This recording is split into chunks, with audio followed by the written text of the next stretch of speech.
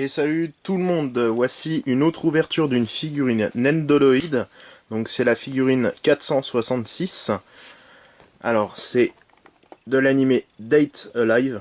Donc c'est un bon animé. Bon, c'est des créateurs de Hyperdimension Neptunia que l'on peut trouver sur PS Vita et sur PS3 et maintenant aussi sur PS4. Donc c'est un très bon animé, c'est à regarder. Bon après... il y a beaucoup mieux, mais l'animation est quand même pas mal et la colorisation aussi. Donc si le personnage, c'est l'un des méchants de la série, donc Tokisaki, pardon, Kuromi. Donc c'est vraiment un personnage en plus hyper stylé et assez sadique. Alors, on peut le voir avec sa belle petite tête. Donc comme d'habitude, hein, on va vous montrer faire le tour de la boîte. Donc dans un premier temps, comme d'habitude, c'est la même chose avec les différents modèles. Donc on retrouve toujours à peu près la même chose avec les Nendoroid Series, puis le nom Date Alive, la Good Smile Company, donc c'est la compagnie qui fabrique les figurines. Alors je n'avais pas dit pour la dernière vidéo, mais dans les officiels on retrouve ici, ou sur les autres côtés, une petite étiquette de l'éditeur, donc c'est Kolokawa, si je me trompe pas. Donc, du coup, ça vous montre, on va dire, c'est une petite pastille pour prouver que c'est l'officiel. Donc, alors, nous avons ici le personnage. Même défaut que la plupart, donc la boîte est vraiment en très bon état, sauf que l'impression est un peu plus terne. C'est un peu dommage, on dirait une photo intégrée, mais c'est la même photo que sur l'original, mais c'est un peu plus flou. Donc sur les côtés, comme d'habitude, on voit toutes les positions et tout ce qu'on peut faire avec le personnage. Ici, juste là, comme d'habitude, le petit nom de la figurine, du personnage, le Nendoroid Series. Ici, d'autres positions, donc c'est les mêmes que l'on retrouve juste là et dans d'autres endroits. Alors, nous avons donc, comme d'habitude aussi, l'écriture pour expliquer qu'est-ce que c'est. Attention, for sale in Japan only, donc fabriqué, vendu seulement au Japon. Donc ça c'est pas vraiment vrai. Hein. Donc les conformités japonaises et chinoises, Made in China. Le petit QR code pour se retrouver directement sur le site de Nendoroid. Donc ça c'est pas mal parce que ça nous permet de voir directement la fiche.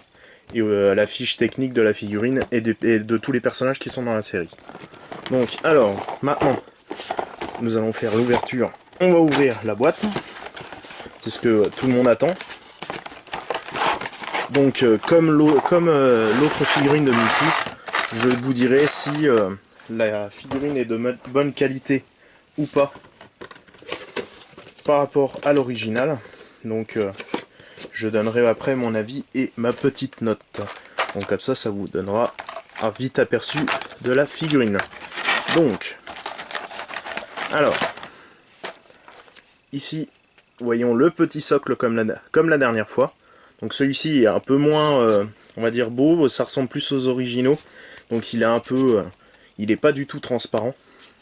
Du coup, bon, la qualité est vraiment nickel, hein, il n'y a pas vraiment de bavure. Ici, on retrouve ce qu'il n'y avait pas dans l'autre figurine. Voilà, que ça fasse la mise au point. Oui, non. On voit ici le petit copyright avec Made in China. Et puis, nous avons ici une deuxième petite attache. Alors, ceci est utile pour une autre fonction de la figurine. Et puis après, bon bah, le socle, hein, comme d'habitude, avec la petite attache derrière, qui est aussi d'assez bonne qualité, qui a aussi un bon petit maintien, et c'est vraiment super, parce que du coup, bah, le jeu est vraiment super bien, et la figurine ne tombera pas hyper facilement. Nous avons donc les deux têtes. Alors comme la dernière fois, hein, donc le plastique est très lisse, bien fait. Il n'y a pas de granules, c'est le plastique, il n'y a pas du tout granuleux. On peut ici voir, bon, le seul reproche, ici la petite, on va dire, c'est pas une coulure, mais on voit vraiment comment la figurine a été découpée. Donc après, la tête, c'est pareil, les yeux sont vraiment bien collés. Il n'y a pas de problème particulier, c'est super bien. Très fidèle. Les couleurs aussi sont très fidèles. Nous avons hop là. La deuxième tête, pareil. Qualité nickel, plastique, pareil. Très bien. Là, pour le coup, c'est comme la figurine Miku, il n'y a aucun problème à signaler. Alors maintenant, la figurine. Donc la figurine, c'est comme celle de Miku, pareil. Le plastique est de très bonne qualité, il est un peu souple, du coup il est vraiment, ça fait vraiment professionnel. C'est vraiment quasiment égal à la figurine officielle. Pareil pour les bras qui s'attachent vraiment très bien. Ici on peut voir, comme aussi la figurine, le drapé qui est un peu transparent. Alors du coup c'est vrai que de voir ça aussi c'est vraiment super bien. Les impressions, il n'y a pas vraiment de coulure. Pour la peinture c'est pareil, la peinture est vraiment pas mal. Le personnage en lui-même c'est vraiment de super bonne qualité. Donc ici on voit que le trou est un peu plus gros, donc on va voir si elle tient aussi. Donc par la dernière fois, celle de Miku, le trou était trop petit, donc on va voir si celui-ci va faire un sans faute. Donc j'espère que ça va faire un sans faute. Alors, du coup, c'est parti pour...